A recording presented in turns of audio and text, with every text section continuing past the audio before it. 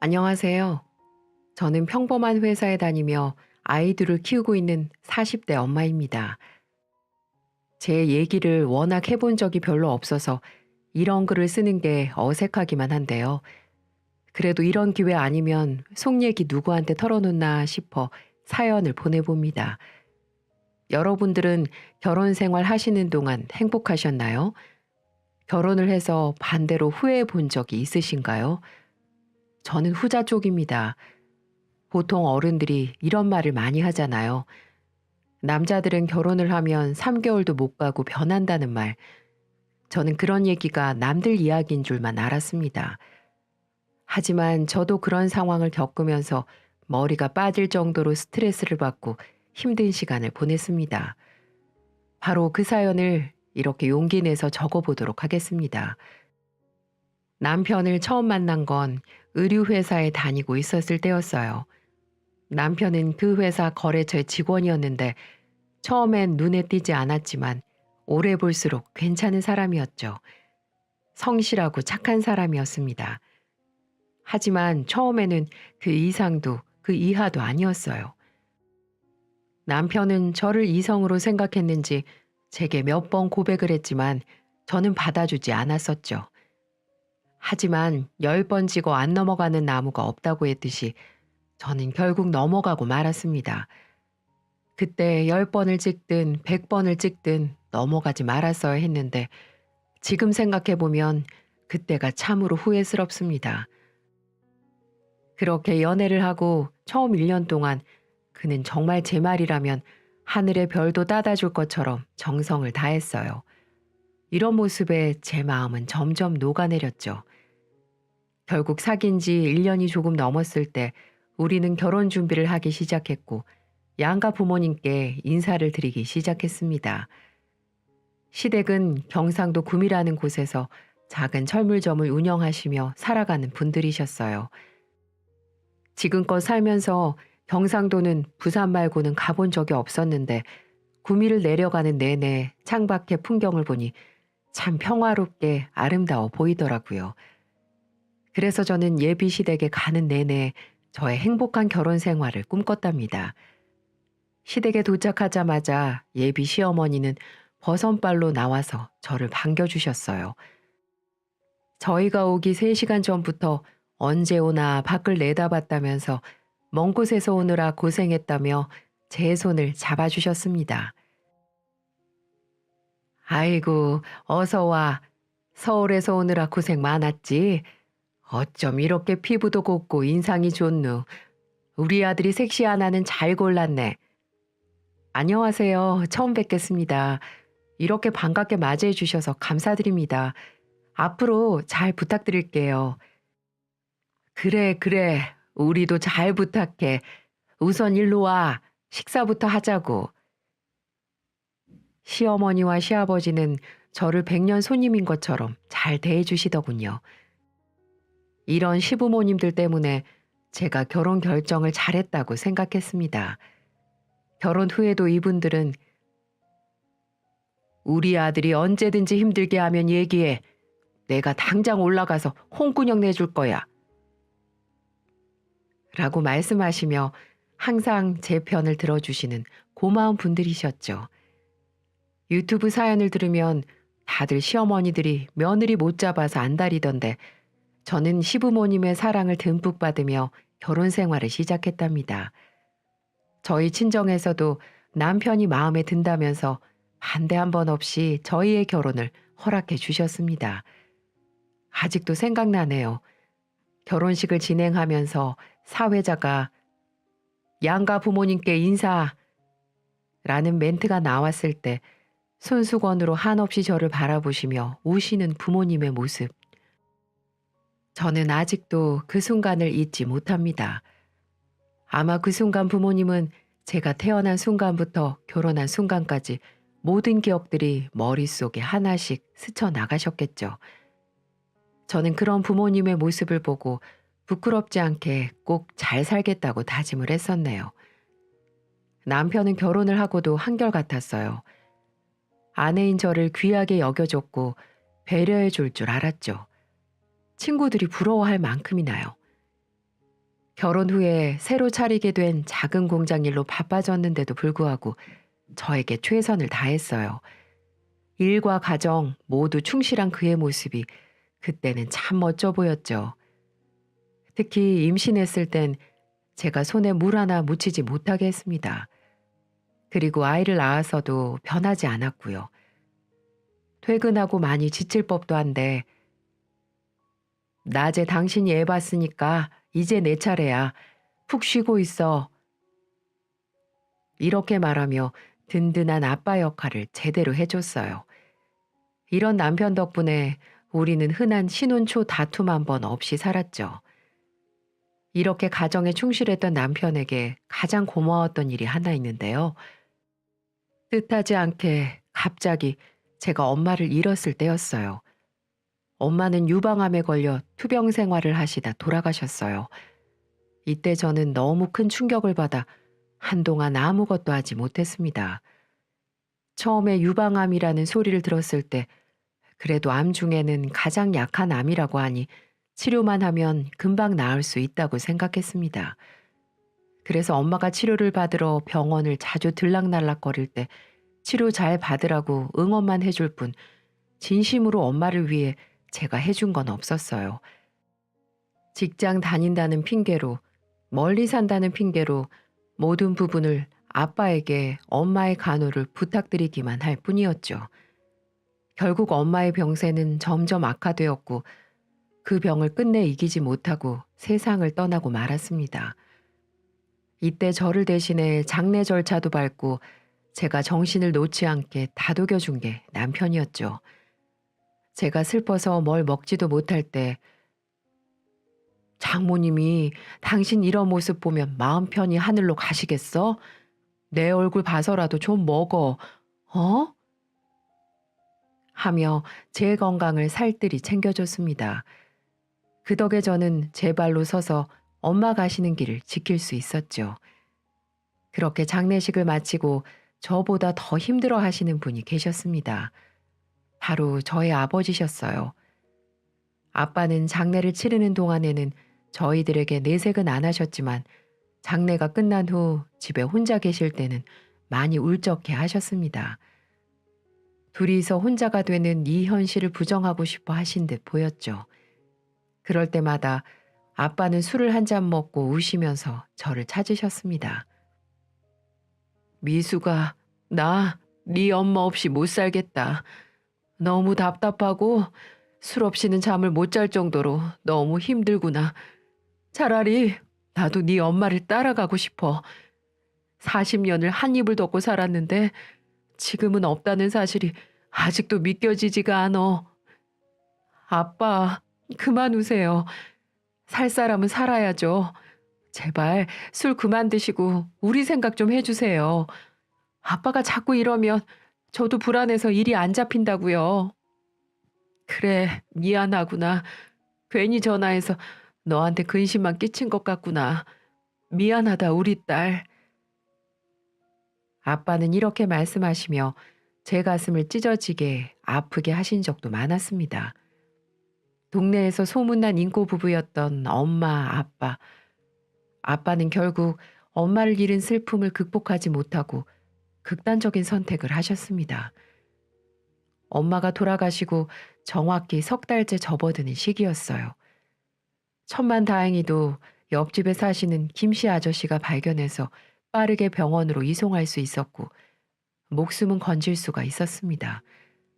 깜짝 놀란 소식을 들은 저는 회사에 연차를 쓰고 병원으로 달려갔어요. 아버지는 제게 미안한지 제 얼굴도 보지 못하시고 뜨거운 눈물만 흘리셨습니다. 아빠, 아빠, 도대체 왜 이러세요? 나 죽는 걸 보고 싶으세요? 정말 저도 죽기를 바라냐고요. 왜 나를 이렇게 힘들게 하시는데요? 저는 아빠의 속도 모른 채 아빠의 다리를 잡고 오열을 했습니다. 정말 아빠가 조금만 늦었어도 잘못될 수 있었다는 생각에 무서워서 아빠에게 하소연을 한 거였죠. 아빠는 아무 말씀도 못 하셨습니다. 그때 남편이 저를 진정시켜주고 아빠를 저 대신 위로해 주었어요. 장인어른 많이 힘드셨죠. 정말 누구보다 외롭고 마음이 아프셨다는 것도 알아요. 이제는 혼자 이렇게 아파하지 마세요. 이렇게 가족이 있는데 왜 가족을 저버리려고만 하세요. 이렇게 말을 하며 남편은 아빠의 손을 꼭 잡아주었어요. 그리고 저를 병원 밖으로 데리고 나와 아빠를 우리가 모시자고 제안을 했습니다. 장인어른 아무래도 안 되겠어. 저러다가 정말 큰일 나시겠어. 이번에는 운이 좋게 안 좋은 상황은 피했지만 우울증이라는 거는 언제 어디서 무슨 일이 벌어질지 모르는 무서운 병이야. 그러니까 앞으로 우리가 모시자. 그래야 당신도 안심이 될 거 아니야. 진심이야? 당신 괜찮겠어? 같이 사는 거 불편할 텐데. 당연히 괜찮지. 장인어른 혼자 계신 거 보는 게 더 불편해. 그러니 내가 반대할 이유가 없지. 나도 최선을 다해서 모시도록 할게. 저는 선뜻 나서서 모시자고 말해주는 남편에게 뭐라 말로 표현할 수 없는 고마움을 느꼈습니다. 솔직히 제가 먼저 남편에게 말하고 싶었던 부분이었어요. 어떻게 남편에게 말해야 하나, 어떻게 설득을 시켜야 하나 고민을 하던 참이었죠. 그런 와중에 남편이 먼저 저렇게 말을 해주니 너무 고마웠고 남편에게 또 한 번 감동을 받게 되었죠. 이렇게 우리는 집으로 친정아빠를 모시게 되었죠.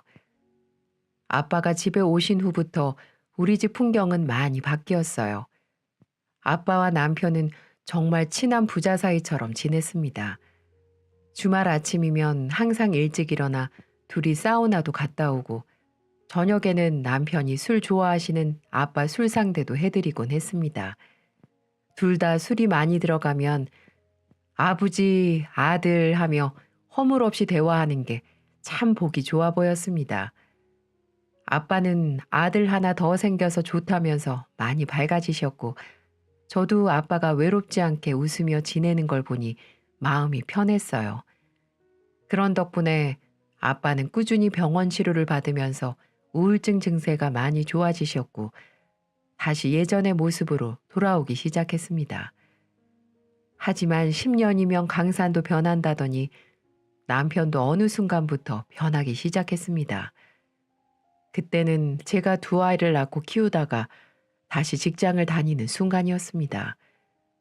아빠를 모신 지 11년 정도 되었을 때 남편에게 불행이 찾아왔어요. 몇 년 동안 고생하며 키워온 옷 공장의 매출이 코로나로 인해 바닥을 찍기 시작했어요. 조금만 지나면 괜찮아지겠지 하며 한 달, 두 달 버티다 반년이 지났을 땐 이미 돌이킬 수 없을 정도로 무너지고 말았죠. 그 시간 동안 혼자서 해결해 보려고 아등바등 하던 남편은 결국엔 이 사실을 저에게 털어놓더군요. 여보, 내가 어떻게든 해보려고 했는데 우리 공장 사업이 너무 기울어져서 견딜 수가 없어. 도저히 복구가 안 돼. 아무래도 주변에 도움을 좀 청해야 될 것 같아. 이렇게 돼서 미안해. 정말 면목이 없다. 아니야, 여보. 왜 미리 얘기 안 했어? 내가 어떻게든 도와줄게. 곧 해결될 거야. 그니까 걱정하지 말고 자책도 하지 마. 알겠지? 저는 죄책감에 시달리는 남편을 달래며 온갖 해결 방법을 떠올렸어요. 정부 지원금도 신청하고 제가 남겨둔 비상금도 다 끌어모았죠. 하지만 이미 빚이 쌓이고 있는 공장을 살리기엔 턱없이 부족했습니다. 결국엔 친척 친구들한테도 도움을 요청했지만 다들 어려운 시기라 난감해했고 자꾸 돈 부탁하더니 우리를 점점 피하기 시작하더군요. 옛말이 정말 틀린 말이 하나도 없었어요. 돈이 있어야 주위에 사람이 많지 돈이 없으면 주위 사람들 다 떠나간다는 말. 우리는 그 순간 그 말들을 실감할 수가 있었습니다. 어쩔 수 없이 남편은 할 수 있는 모든 대출을 다 끌어다 썼어요.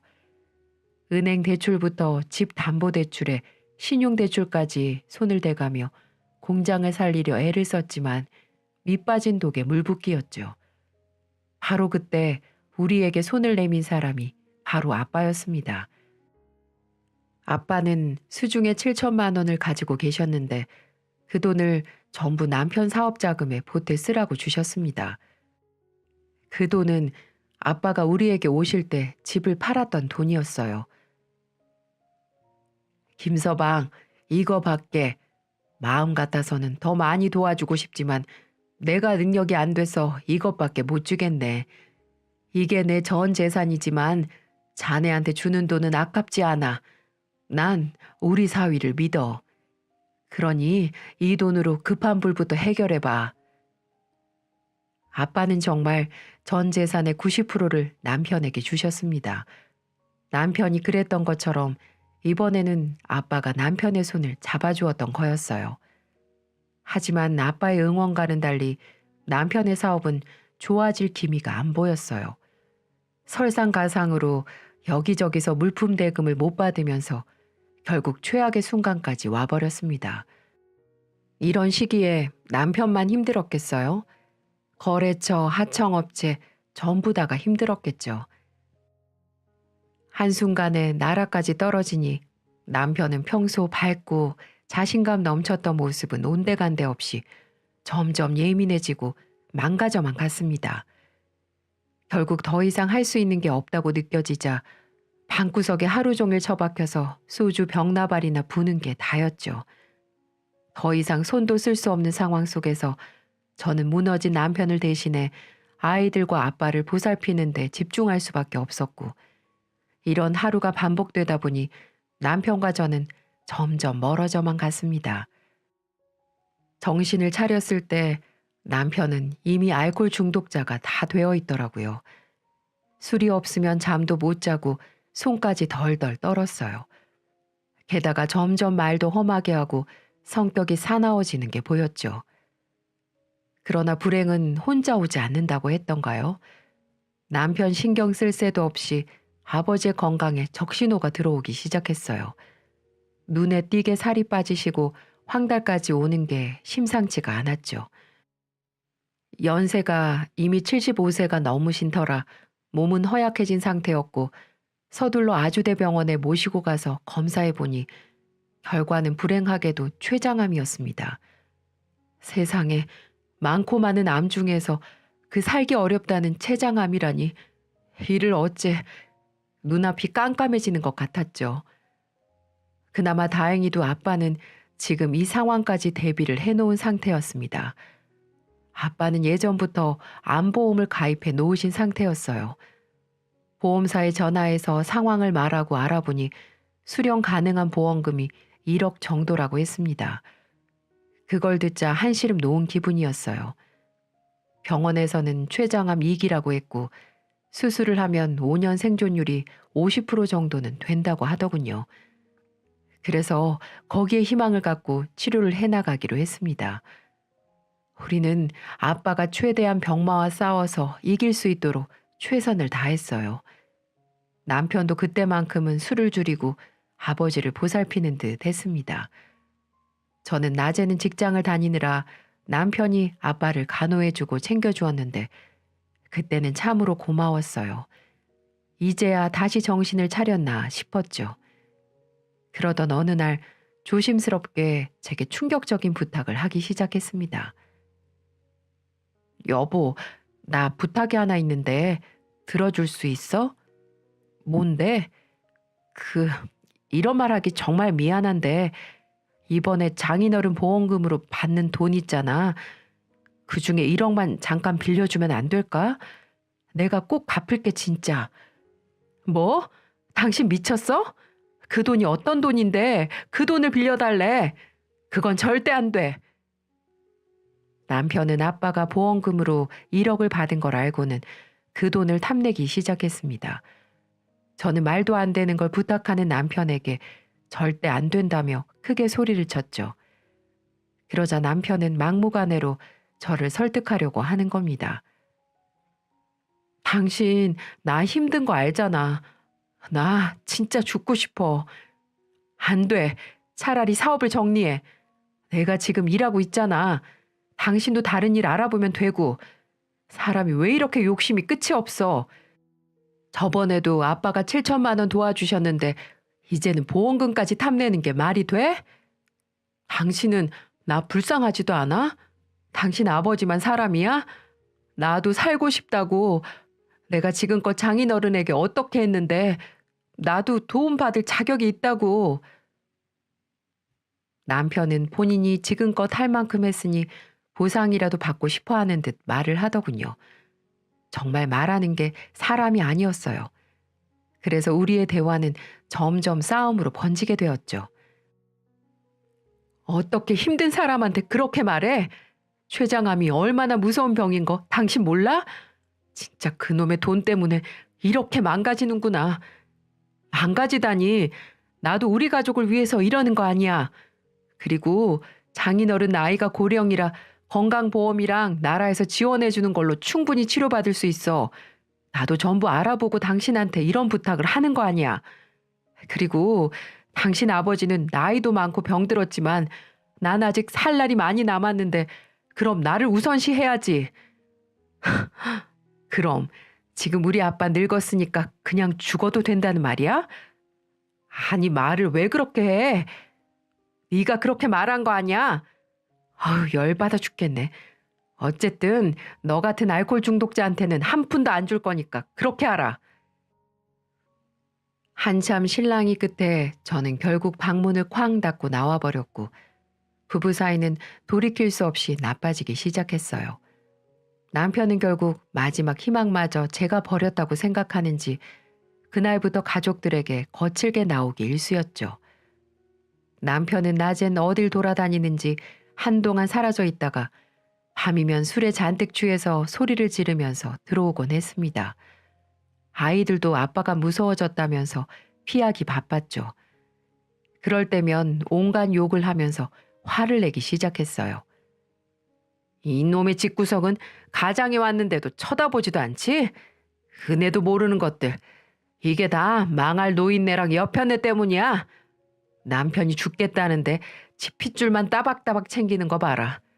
이러니까 내가 안 망해? 다 니들 때문이야. 재수없게 다 죽어가는 늙은이 붙잡고 있어서 내가 망한 거라고. 애들 앞에서 무슨 짓이야.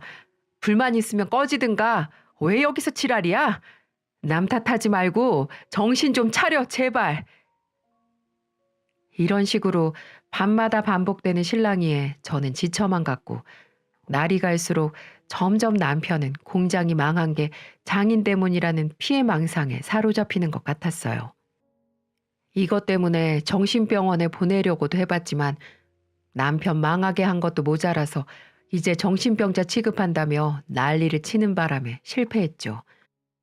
아빠는 무거워지는 집안 분위기가 다 본인 탓인 것처럼 느끼는 것 같았어요. 남편이 술 마시고 들어오는 날이면 눈치를 보기 바빴고요. 아픈 아빠가 이러는 게 너무 속상해서 아빠가 무슨 잘못이 있다고 눈치를 봐?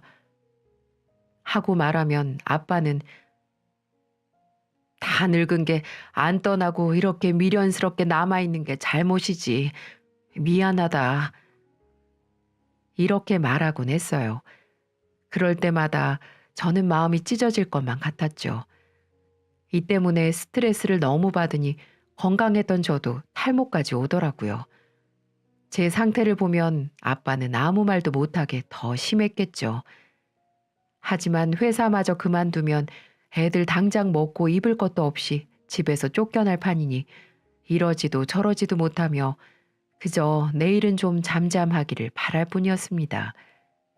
그 사건이 지나고 몇 주 동안은 걱정이 되어서 집에 오자마자 아빠 상태부터 확인하곤 했어요. 그런데 하루는 이상할 정도로 아빠 몸이 차가운 겁니다.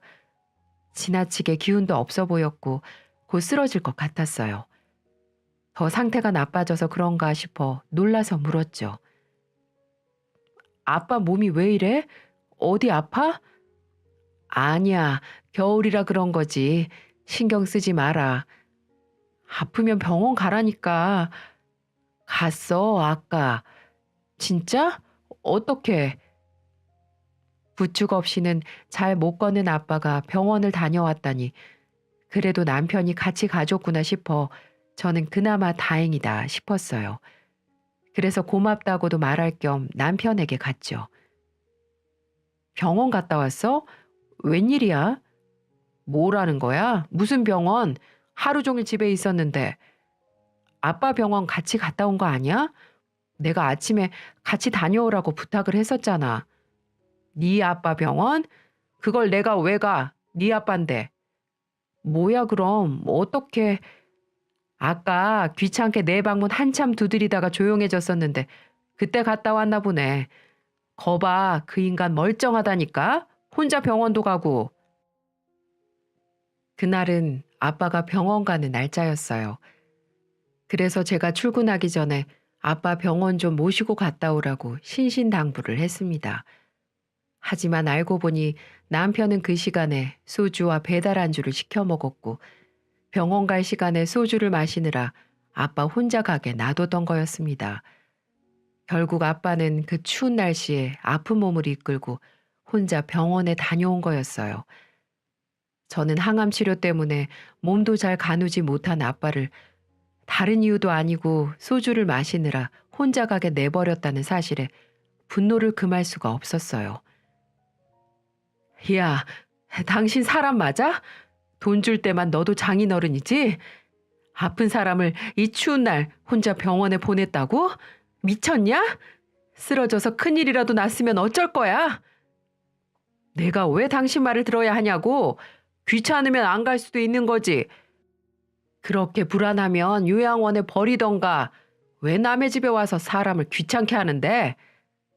뭐 이 새끼야? 결국 그날은 한참 싸우고 아이들이 와서 바짓가랑이를 잡고 말리고 나서야 끝이 날 수 있었습니다. 도대체 어디서부터 잘못된 걸까? 다시 화목했던 시절이 오긴 할까 하는 생각이 들면서 눈물이 나더군요. 남편을 괴물로 만들어버린 이 사회가 너무 원망스러웠어요. 그렇게 착하고 착실하고 가정적이었던 사람이 한순간에 저렇게 무너지는 걸 보고 피가 거꾸로 흐르는 심정이었습니다. 하지만 아무것도 안 하고 있을 순 없었어요. 어떻게든 해결을 해야 했죠. 하지만 이미 망가져버린 남편의 정신 상태는 고장난 기계처럼 쉽게 고쳐지지가 않았습니다. 점점 쓰레기로 변해갈 뿐이었죠. 남편은 점점 저 몰래 아빠의 돈을 손대기 시작했습니다. 몰래 지갑에서 현금을 훔치기도 하고 5만 원, 10만 원, 30만 원 이렇게 돈을 대놓고 요구하기 시작한 걸로 보였고 심지어는 카드를 가져가서 비밀번호를 알려달라고 요구하기도 했어요. 제가 알게 된 건 아빠의 방에서 청소하다 나온 은행 출금 영수증을 보고 알게 됐습니다. 그 영수증을 보고 남편이 아빠에게 돈을 뺏고 있다는 생각이 들기 시작했어요. 아빠, 김서방이 혹시 돈 좀 달라고 요구해? 아빠는 기운 없는 목소리로 대답했죠. 아, 근데 괜찮아. 그 정도는 줄 수 있는 능력이 돼. 무슨 능력? 아빠, 지금부터 어떻게 될지 모르는데 그런 돈을 주라고 한다고 바보같이 줘? 미안하잖니. 김서방 눈치도 보이고. 아빠가 눈치를 왜 봐? 아빠 김서방 이미 한 번 크게 도와줬잖아. 그러니 눈치 볼 필요 없어. 다시는 아빠 그 인간이 돈 요구하면 절대 주지 마. 지금 그 인간 제정신이 아니라고. 무슨 말인 줄 알겠어? 아무래도 아빠는 지금은 이렇게 망가졌지만 옛날에 남편이 잘해주었던 기억도 떠오르고 못 도와주는 것도 마음에 걸려서 남편이 함부로 대해도 참는 것 같아 보였습니다. 그리고 며칠 후 이번에는 제대로 사건이 터지고 말았습니다. 며칠 후 밤에 방 안에서 애들을 봐주고 있는데 다른 방에서 큰 소리가 나더라고요. 급하게 가보니까 남편이 아빠한테 술 마실 돈을 안 준다며 온갖 욕설을 퍼붓고 있었어요. 노인네가 하는 일도 없이 얹혀 살면서 이깟 돈 한 푼도 못 줘? 아주 아까워 죽겠지. 나한테 쓰는 돈이? 아니다. 미안하다. 미안해.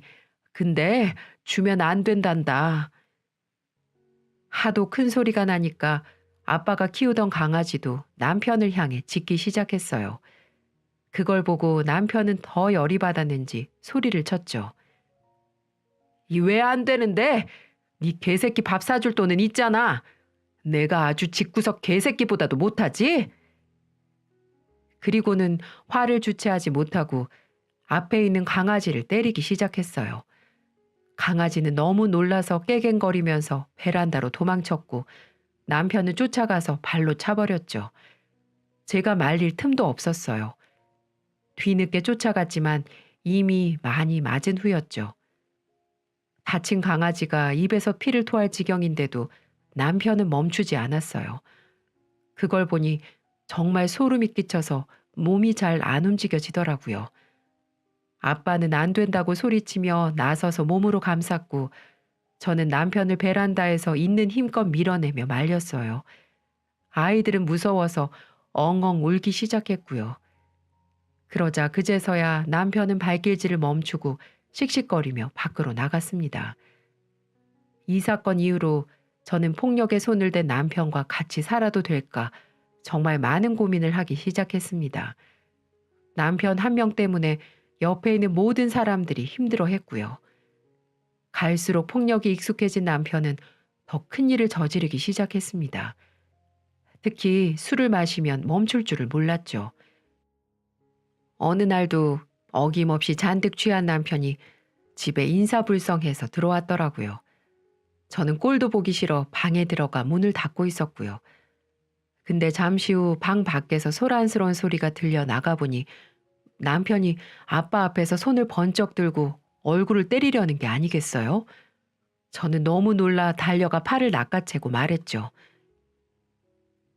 이게 뭐 하는 짓이야? 미쳤어? 이건 저 노인네 이 집에 들어온 순간부터 내 인생이 망가지기 시작했어. 그렇게 1억을 부탁해도 주지도 않고 그 1억만 있었으면 내가 이 모양 이 꼴은 아니었을 거라고. 저는 정신 못 차리는 남편 뺨을 있는 힘껏 때렸어요. 정신 차려, 이 인간아. 그 돈이 네 돈이야? 이 쓰레기 같은 자식아. 너 우리 아빠 몸에 손대기만 해봐. 감방에 쳐넣기 전에 썩 꺼져. 제가 이 정도로 크게 화를 내니 남편은 좀 정신이 들었는지 조용히 방으로 들어가더군요. 지금은 제가 있었으니 말릴 수 있었지만 제가 없을 땐 어떨지 생각도 하기 싫었죠. 그래서 저는 그날 밤 애들을 불러서 말했어요. 얘들아, 만약 아빠가 할아버지 때리는 거 보면 바로 경찰 아저씨 먼저 불러.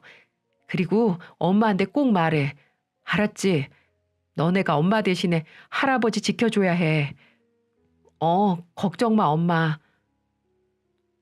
애들한테 신고하는 방법까지 알려주면서 계속 강조를 했지만 마음이 놓이지는 않았어요. 그래도 한동안은 큰 사고 없이 지나가는 듯해서 저는 안심하고 말았죠. 하지만 폭력은 쉽게 멈춰지는 게 아니라는 걸 머지않아 몸속 깨닫고 말았습니다. 그날은 하루 종일 회사가 너무 바빠 조금 늦게 퇴근하고 집에 가는 길이었어요. 그런데 충격적인 걸 발견하게 됐죠.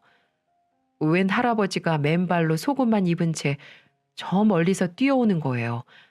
정신을 차리고 자세히 보니 충격적이게도 아빠였습니다. 너무 놀란 저는 달려가서 아빠 어깨를 붙잡고 진정을 시킨 다음 제 겉옷을 벗어주었습니다. 아빠, 이게 무슨 일이야? 여기서 왜 이러고 있어? 미수가, 나 도저히 니네 집에서 못 살겠다. 가서 내 짐 좀 챙겨서 갖다 줘. 아이고, 늙으면 그냥 죽어야 하나 보다. 무서워서 살고 싶지가 않아. 그게 무슨 말인데 자세히 좀 얘기해 보라고. 그 순간 뒤따라 나온 딸아이가 울면서 제게 말했습니다. 아빠가 할아버지 화장실에서 볼일 보고 있는데 샤워기 호스로 물을 뿌리고 머리를 잡아당겼어. 동생하고 나하고 그러지 말라고 말렸지만 아빠가 우리도 때렸어. 그 사이 할아버지가 도망쳐 나온 거고. 엄마, 나 아빠 너무 무서워. 지금 지민이는 집에서 아빠한테 맞아서 울고 있고, 엄마가 말한 대로 경찰에 신고했으니 곧 경찰 아저씨들 올 거야. 지금 신고하고 할아버지 무슨 일 벌어질까 봐 나도 바로 뛰쳐나온 거야. 뭐? 아, 그래. 우선 잘했어. 우리 딸, 할아버지 괜찮으실 거야. 저는 딸아이의 소리를 듣고 경악을 금치 못했습니다. 아빠의 몸을 살펴보니 온몸에 벌겋게 피멍이 들어 있었고 눈에는 실핏줄이 터져 있었어요. 그리고 조금 뒤 딸이 신고해서 온 경찰들이 찾아왔습니다. 경찰입니다. 무슨 일이시죠? 네, 폭행 신고 좀 하려고요. 남편한테 아빠가 맞아서 지금 밖으로 도망쳐 나왔거든요. 지금 우리 아빠 암 환자예요. 지금 집으로 가서 바로 체포 좀 해주세요. 경찰은 제 얘기를 듣고 집으로 가 남편을 곧바로 현행범으로 체포를 했어요. 역시나 경찰에게도 왜 수갑을 채우냐고 난동을 피우더군요.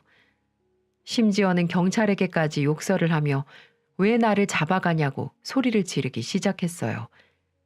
결국 남편은 바로 집에서 끌려나와 경찰서에서 유치장 신세를 져야만 했습니다. 그 하루 동안 저는 마음을 굳혔어요. 더 이상 이런 인간 쓰레기 옆에 아빠를 둘 수 없으니 답은 이혼밖에 없었죠.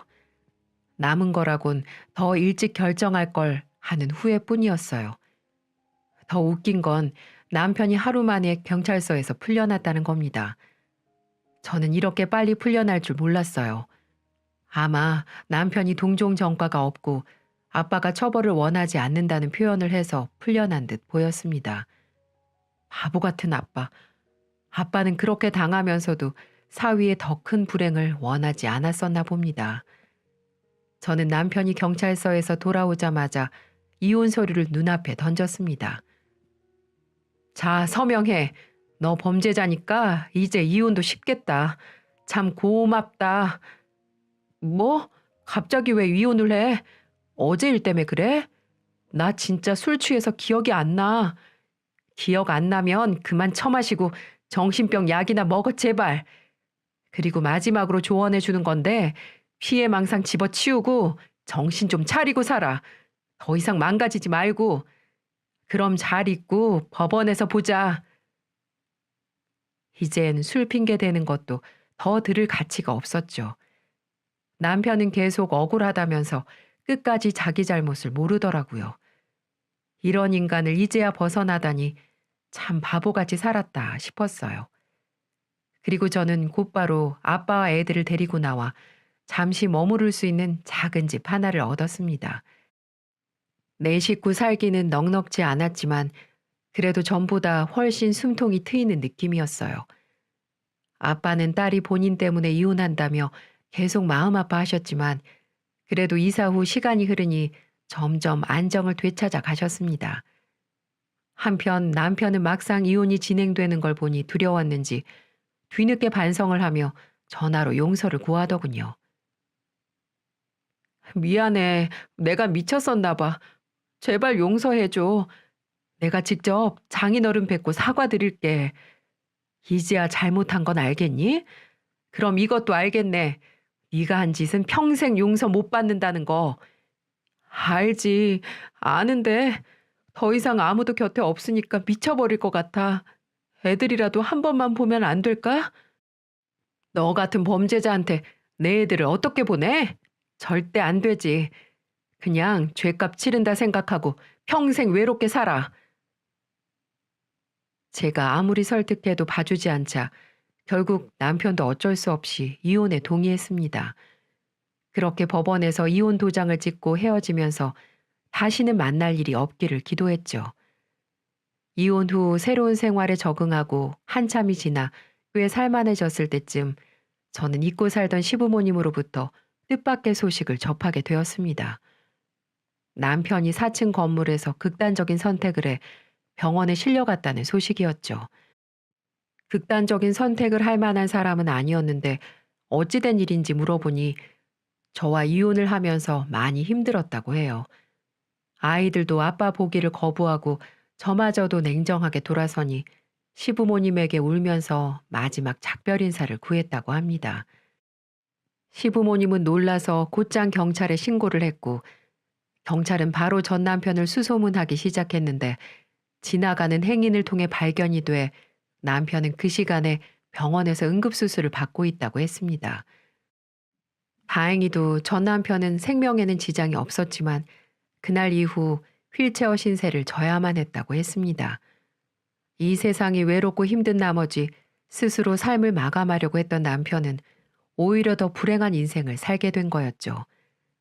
다리를 쓰지 못하니 정상적인 일도 앞으로 못할 겁니다.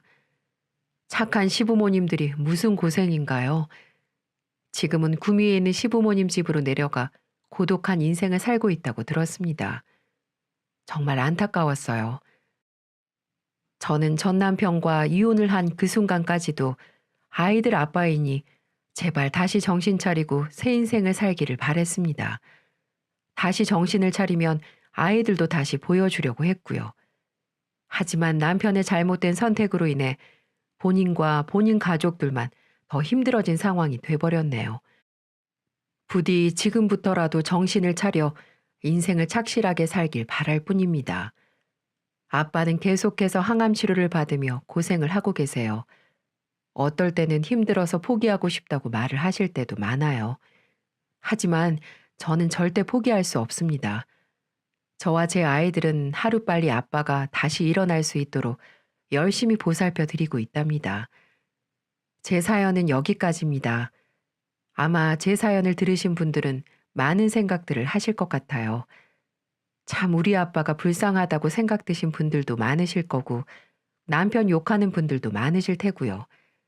아마 이혼을 왜 빨리 안 했냐고 저를 욕하는 분들도 계시겠죠.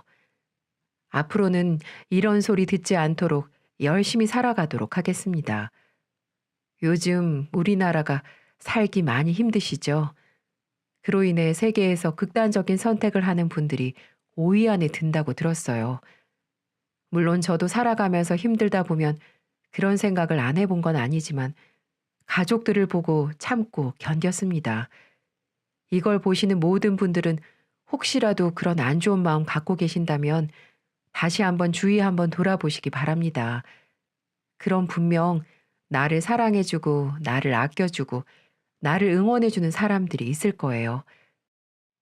저도 비록 아팠던 기억은 아물어도 흉터처럼 남겠지만 열심히 예쁜 기억으로 덮어보려고요.